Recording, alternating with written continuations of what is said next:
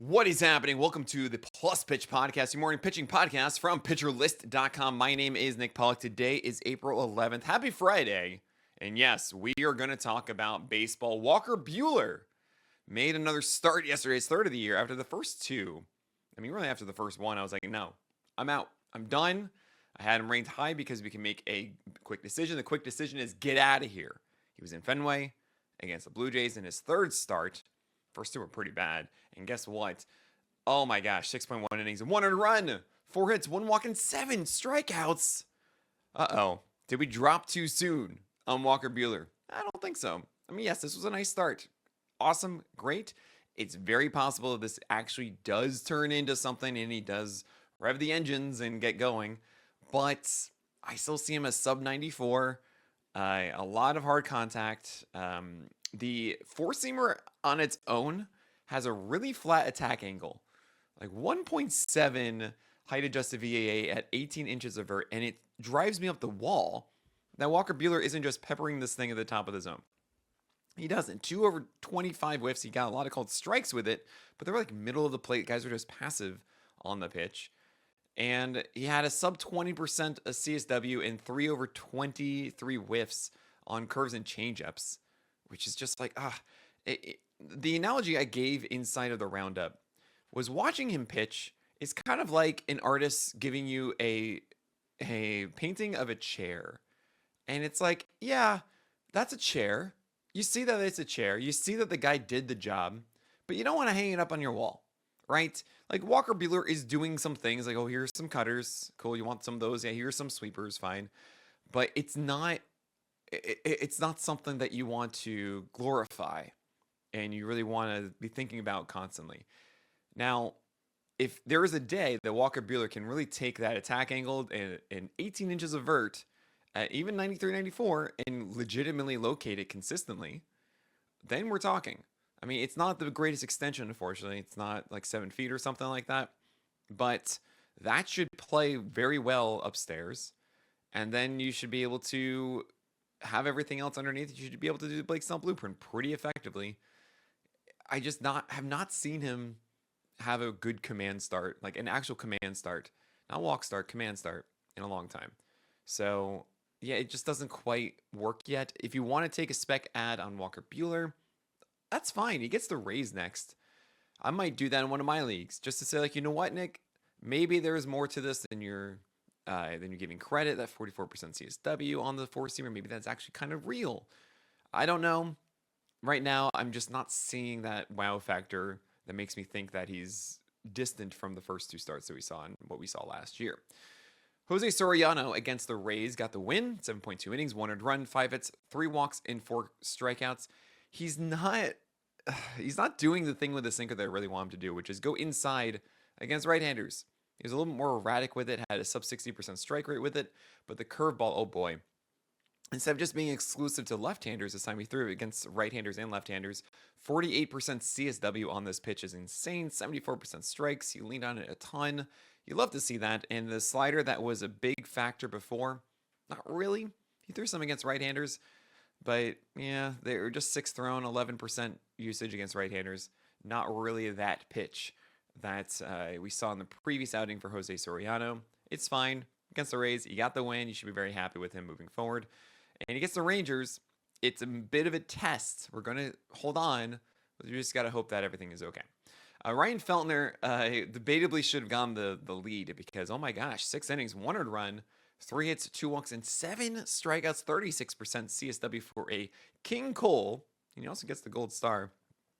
The fun thing here is you have Ryan Feltner pitching, of course, in Coors as he hosted the Brewers. And with the thin air of Colorado, if you don't know this, when it comes to vert or IVB, same thing. It's just how much the four-seamer goes up, right? What we normally think of as the average is around, let's just say 16, okay? 15 to 16, but let's just say it's 16. If you take that and you go into the trop, that turns into 17.5.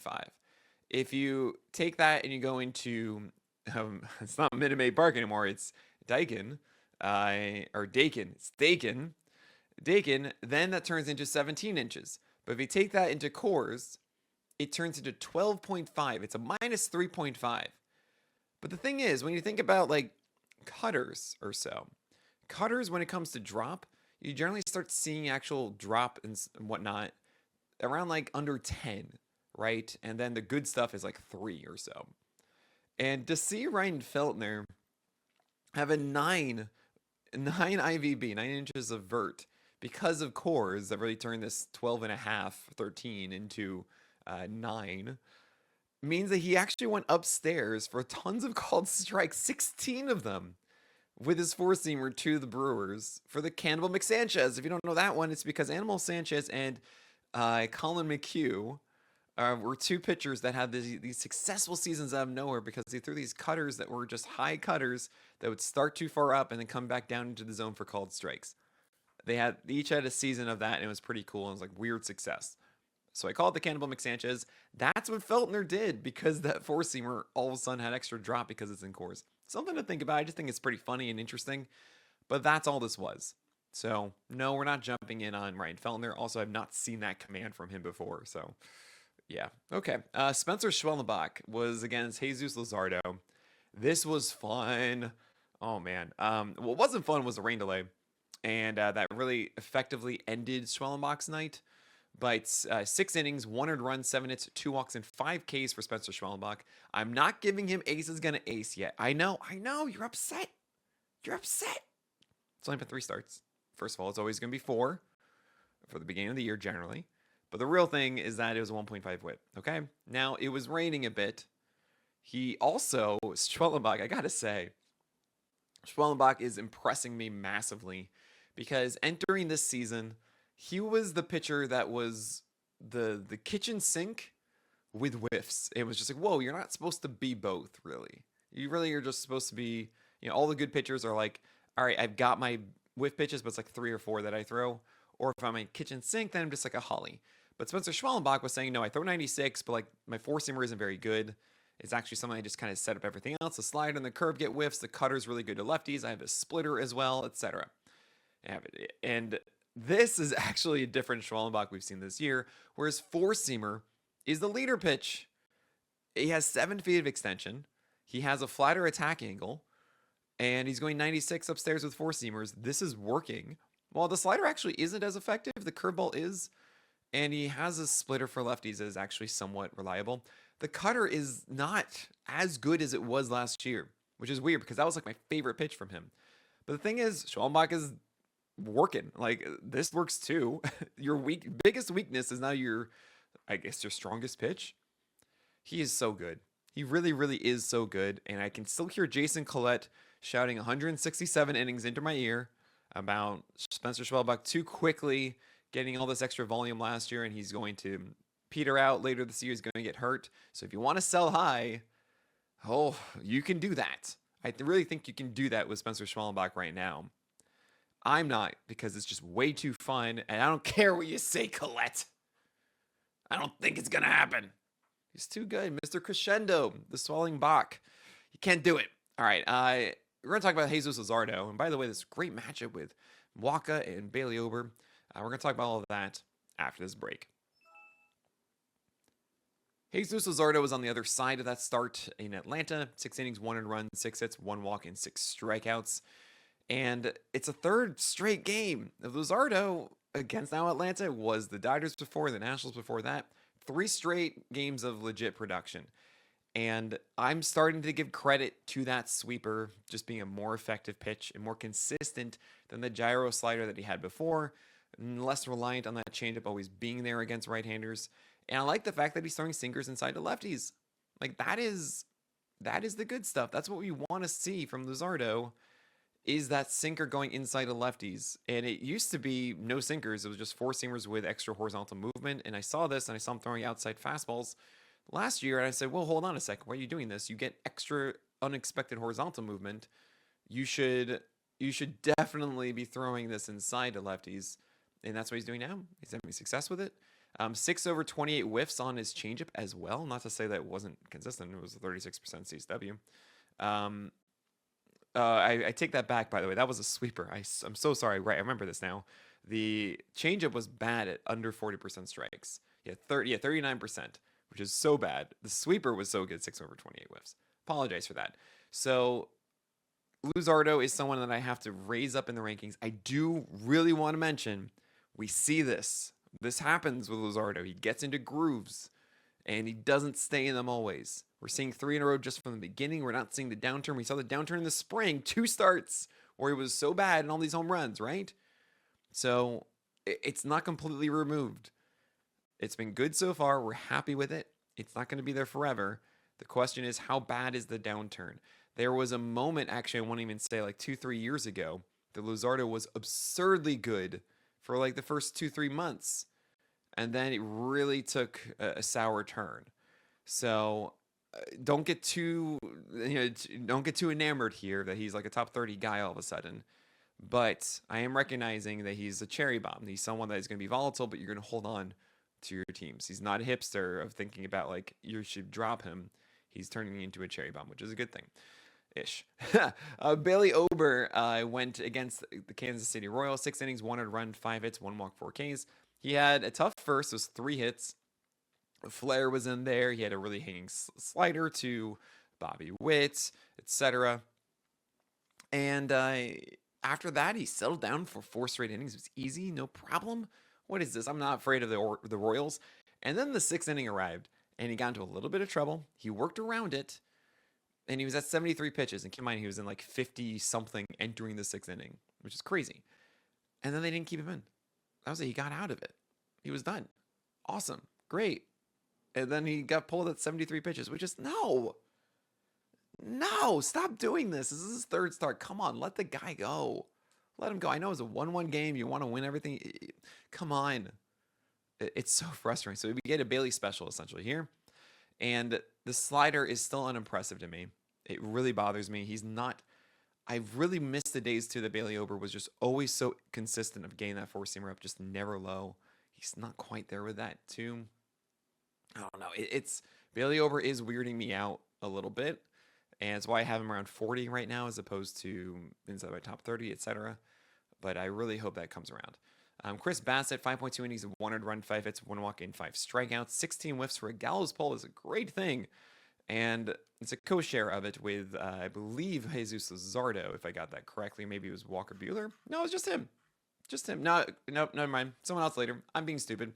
Anyway, Chris Bassett, 16 whiffs. He was down 2 ticks and 3 to 4 ticks down on the cutter. But really good control of everything that he has. And I meant command with, of course, good control, but inside the zone command of not really allowing these mistakes over the middle of the plate, working the edges effectively with the cutter and the sinker, and of course the 6 other pitches as well. This was inside of Fenway. This is a much better version of Chris Bassett, and I don't think that the velocity is going to stay down for Bassett here. We've seen it go up and down already, I think.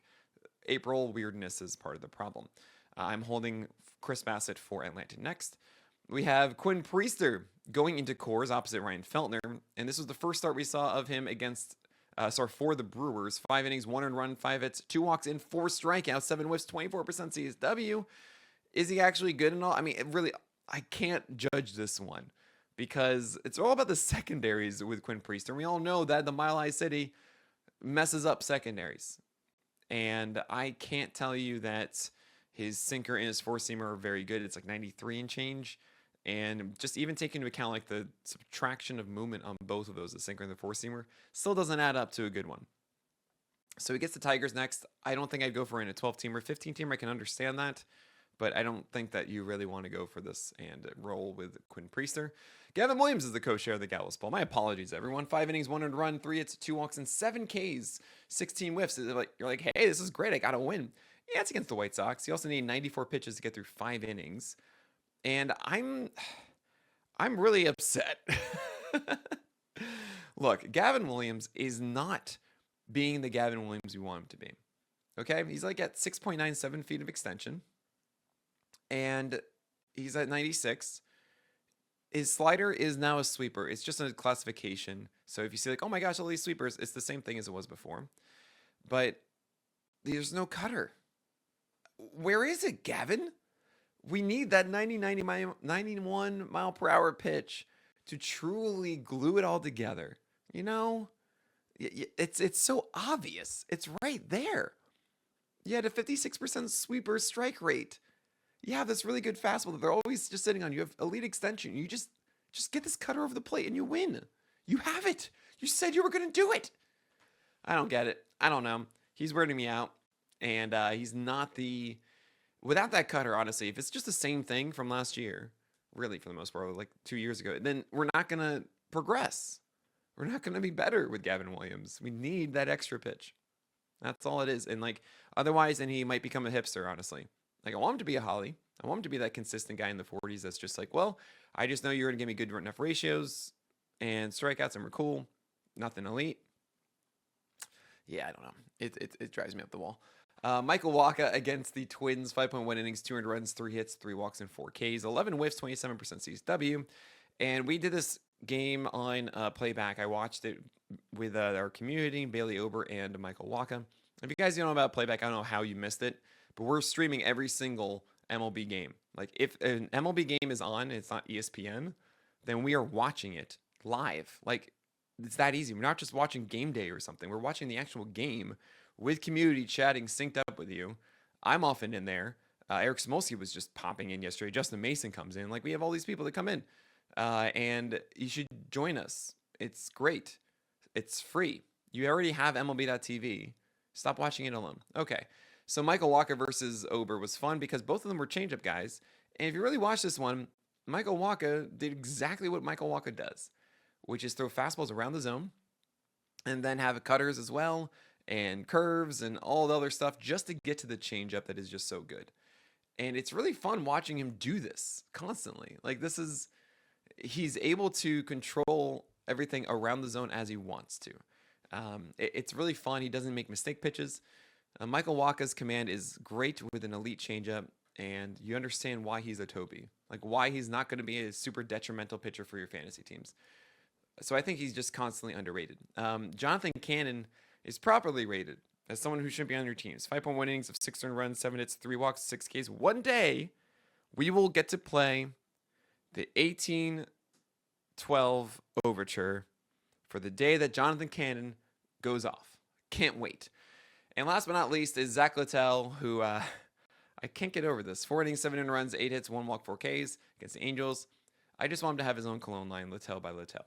I just feel like it'd be so funny. Littell by Littell. Because it's little by little, but it's not. Yeah, don't start Littell on your teams. All right, cool. All right, that is it for today. Enjoy Friday. Enjoy Jacob deGrom versus Bryce Miller. Oh my gosh, that's going to be a fun one. But that is it. So my name is Nick Pollock. And may your BABIPs be low and your strikeouts high.